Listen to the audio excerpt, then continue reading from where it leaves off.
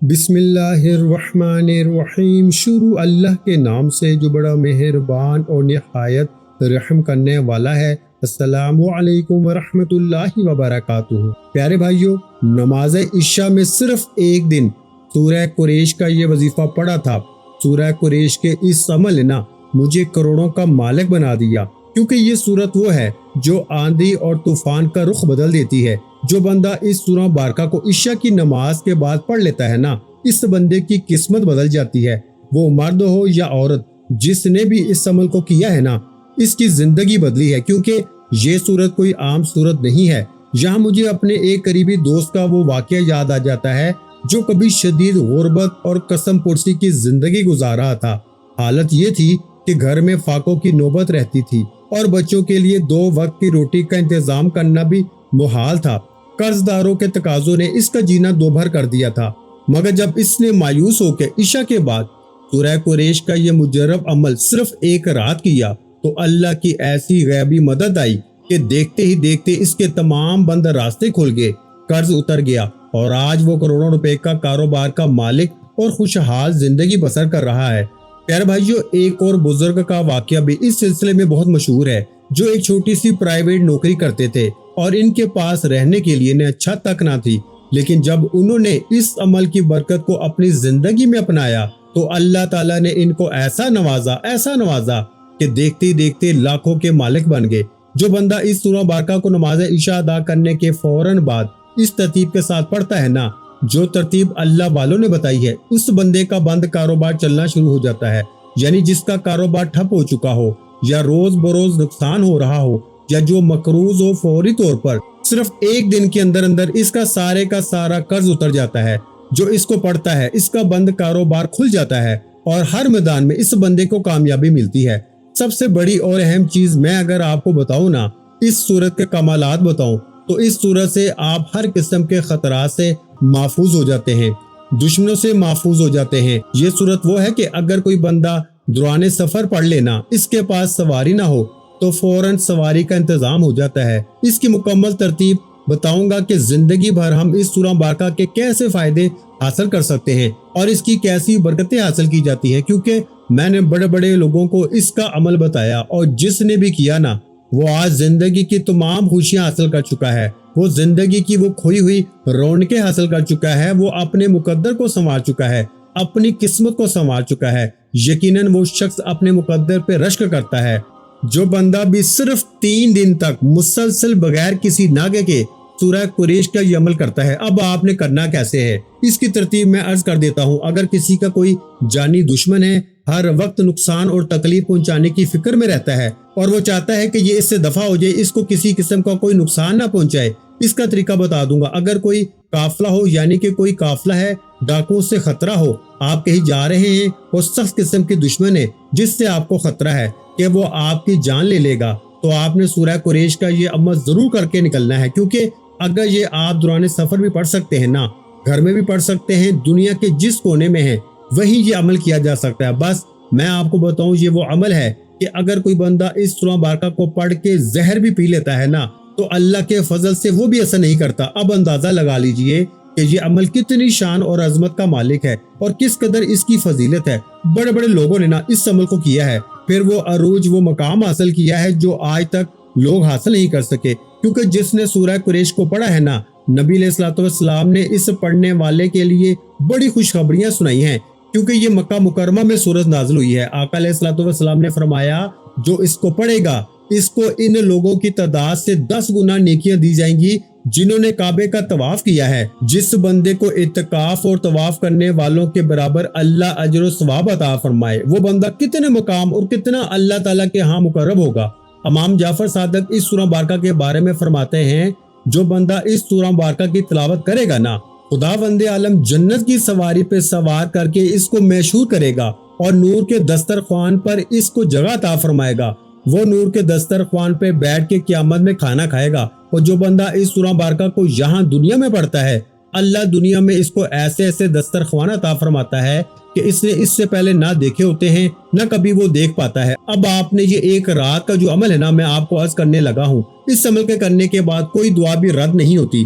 اگر آپ اس عمل کو اس ترتیب کے ساتھ کرتے ہیں نا، जो तरतीब मैं आपको बताने लगा हूँ इसी तरह पढ़ते हैं तो आपको वो इनाम, वो चीजें मुयस्सर होने वाली हैं। और आपने इस अमल को करते हुए अपना किसी भी किस्म का मकसद है ना, आपकी कोई भी दुनिया की हाजत है, इंशाल्लाह एक दिन पूरा नहीं होता, यानी एक दिन का अमल मुकम्मल नहीं होता, बंदे की वो तमाम हाजतें, बंदे के वो तमाम मकासद पूरे हो जाते हैं।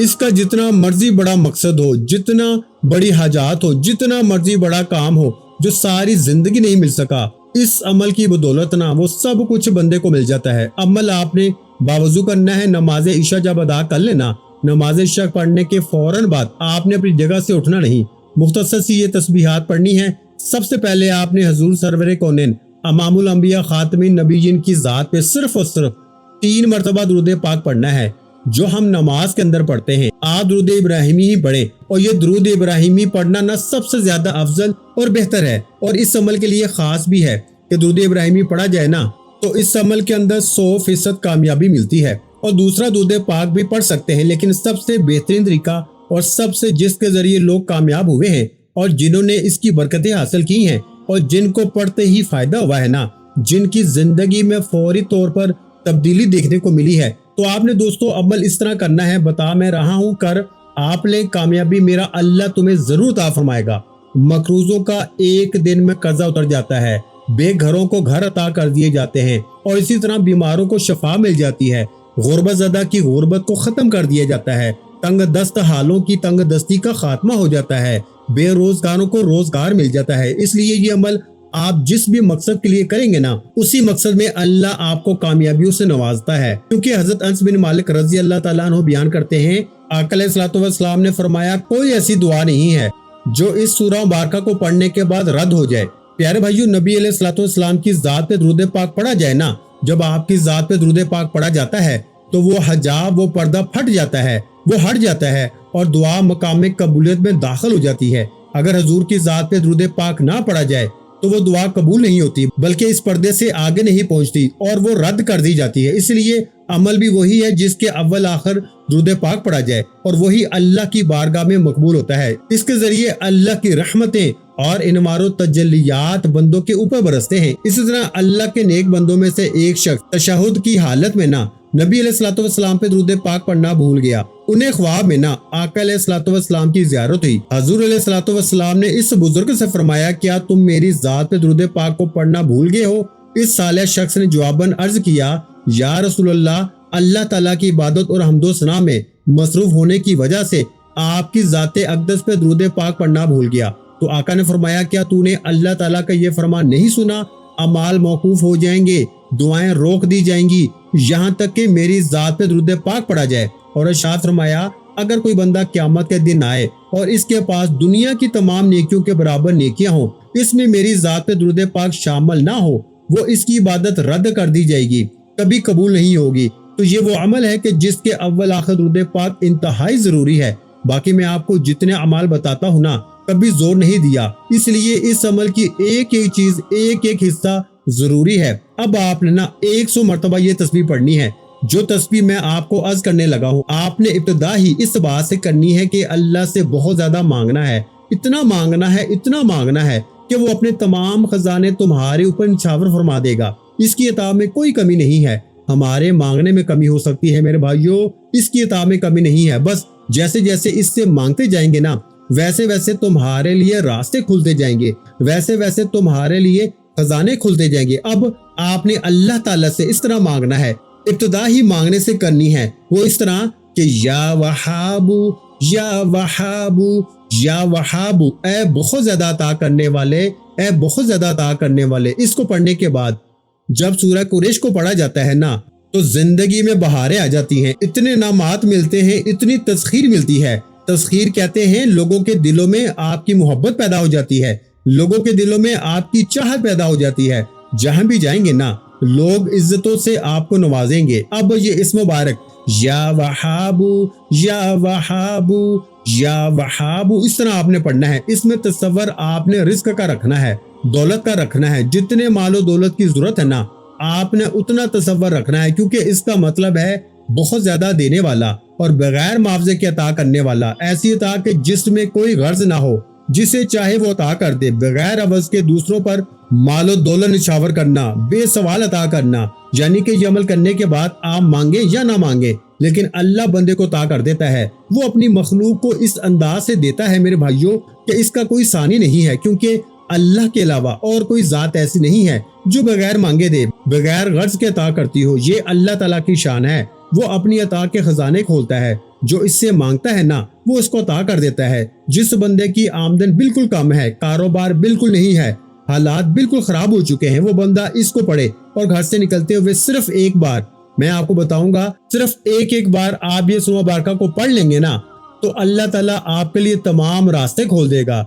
ज़राए आमदन में यकदम इतना इजाफा हो जाएगा कि आप बहुत जल्द गनी कर दिए जाएंगे। अब आपने जब घर से निकलना हो ना तो जो मैंने ये इस्म मुबारक बताया है ना, तो इस इस्म मुबारक को आज अमल के दौरान आपने 100 मरतबा पढ़ना है। इसके बाद जब कभी भी घर से निकलें, आपको पता चले कि मुझे आज इतने पैसों की जरूरत है, या मैं सरमायाकारी कर रहा हूँ या कर रही हूँ, मुझे इतना मालो दौलत, इससे इतना नफा हासिल हो जाए, तो ये मेरा निजाम चल जाए, तो फिर आपने ये इस मुबारक पढ़ते हुए चले जाना है। इंशाल्लाह जहाँ जाएंगे ना इज्जतें मिलेंगी, गनी भी हो जाओगे, इजाफा भी इतना होगा कि गुर्बत आपकी हमेशा के लिए खत्म हो जाएगी। तो ये अमल आज कर ले, 3 दिन मुसलसल नमाज इशा के बाद, तो ये सारी बरकतें आपको नसीब हो जाएंगी। देखें, बहुत सारे लोग अमल तो कर लेते हैं लेकिन बाद में इससे फायदा लोगों को नहीं उठाना आता। किसी की शादी के लिए पैसे नहीं है, अगर किसी भी शख्स की लड़की की या लड़का है, शादी सिर्फ पैसों की वजह से रुकी है ना, जहेज पैसे हो तो जहेज बनेगा। इसी तरह वो लोग इस अमल को कर ले, फौरी तौर पर अपनी माली मुश्किल को हल करने की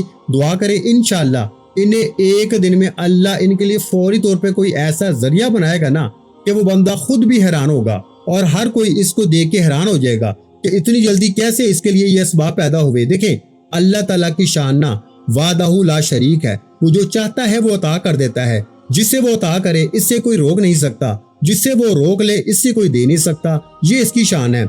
जिसे वो फकीर करे इससे कोई गनी नहीं कर सकता, और जिससे वो गनी कर दे इससे कोई फकीर यानी गरीब नहीं कर सकता। ये अल्लाह ताला की कुदरत है, इसलिए इसने ये सारा निजाम अपने इख्तियार में रखा है। वो अपने बंदे को हर लम्हा अता फरमाने वाली जात है। इसलिए दोस्तों अब आपने इसी तरतीब के साथ पढ़ना है इंशाल्लाह। इसी तरह कोई पढ़ा लिखा आदमी अपनी काबिलियत के मुताबिक मुलाजमत हासिल करना चाहता है और इसके पास कोई जरिया नहीं है, कोई बात नहीं बन रही, ना सिफारिश काम कर रही है, तो फिर जब रास्ते सारे बंद होते हैं ना, पहाड़ों जैसी भी रुकावटें हो, तो अल्लाह वालों का कहना है तो इस अमल की बदौलत वो सारी की सारी रुकावटें खत्म हो जाती हैं। तो आपने दोस्तों इसी तरह जब कभी जिंदगी में आप कहीं सफर कर रहे हो और आपके लिए सवारी का इंतजाम नहीं है और आपने घर जाना है, कोई सवारी नहीं है, तो आप वहां खड़े होकर ना इस सूरह बारका को पढ़ लें।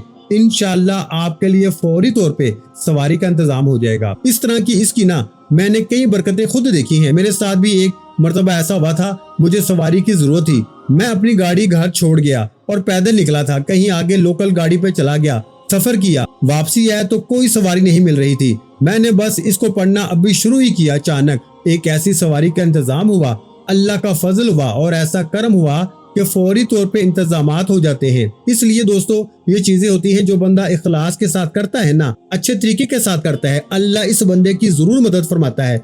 जैसे मैंने कहा ना कि बहुत सारे लोग इस सूरह बारका को खाने के ऊपर भी पढ़ के भी खाना खाते हैं, तो अल्लाह ताला इस खाने के अंदर बाइसे बरकत पैदा फरमा देता है और बाइसे शिफा भी बना देता है। इसी तरह घर में कोई मरीज है, बीमार है, आप ये अमल करके पानी के ऊपर दम करके, खाने के ऊपर दम करके दे, अल्लाह ताला अपने फजल से शिफा अता फरमा देगा।